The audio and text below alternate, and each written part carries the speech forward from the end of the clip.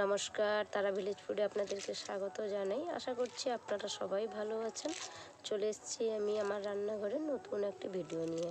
আজকে বানাবো আমি বাঁধাকপির পকোড়া। এইভাবে ঝুড়ি ঝুড়ি করে বাঁধাকপিগুলোকে আমি কেটে নিয়েছি, জলের মধ্যে দিয়েও দিয়েছি। এটাকে ভালো করে আমি ধুয়ে নিব। জলটাকে চেপে এইভাবে বের করে নিয়েছি, আমি জলও ঝরিয়ে দিয়েছি।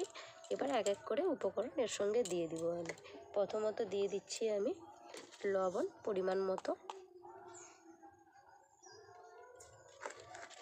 তারপরে দিয়ে দিচ্ছি অল্প পরিমাণ হলুদ গুঁড়ো,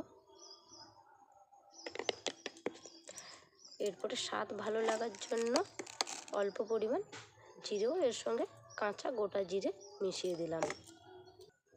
একটু ঝাল ঝাল খাওয়ার জন্য লঙ্কা কুচিগুলোকে দিয়ে দিলাম। ভালো করে মিশিয়ে নিব সমস্ত রকম উপকরণগুলো দিয়ে কপির সঙ্গে। পকোড়া বানাবো, ঝাল ঝাল না হলে কি স্বাদ লাগে বলুন।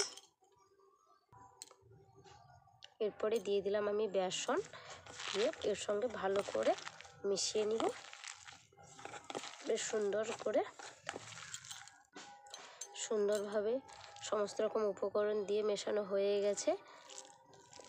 দারুণও লাগছে অবশ্যই দেখতে। এইভাবে আমি 2 থেকে 3 মিনিট রেখে দিব, যাতে বেসনের সঙ্গে বাঁধাকপি, লঙ্কা সমস্ত রকম উপকরণগুলো মিশে যায়। দিলে ভেজে নিব বড়াগুলো এক এক করে। তেলটা গরমও হয়ে গেছে এবং তেলটাকে গরম হয়েছে কিনা চেক করার জন্য আমি একটা কপির টুকরো দিয়ে দেখলাম তেলটা ভালোভাবে গরম হয়েছে। এবার একে একে বড়াগুলো আমি ছেড়ে দেব।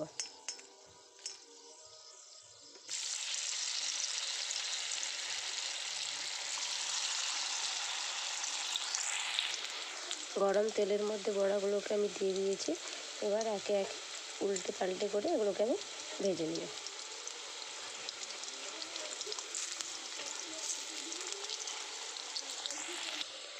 বড়াগুলো কত সুন্দর লাগছে, এইভাবে উল্টে পাল্টে আমি ভেজে নিচ্ছি।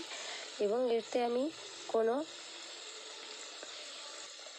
ইনো কিংবা খাওয়া সোডা ব্যবহার করিনি, আমি নর্মালি ব্যবহার করেছি লবণ। আপনারা চাইলে খাওয়া সোডা কিংবা ইনো ব্যবহার করতে পারেন। যারা যারা নিরামিষ খেতে পছন্দ করেন এইভাবে বাঁধাকপির পকোড়া বানিয়ে খাবেন, অত্যন্ত সুন্দর লাগবে। আমার চ্যানেলে যদি নতুন হন আপনারা প্লিজ চ্যানেলটিকে সাবস্ক্রাইব করবেন, পাশে থাকা বেল আইকনটিকে প্রেস করবেন।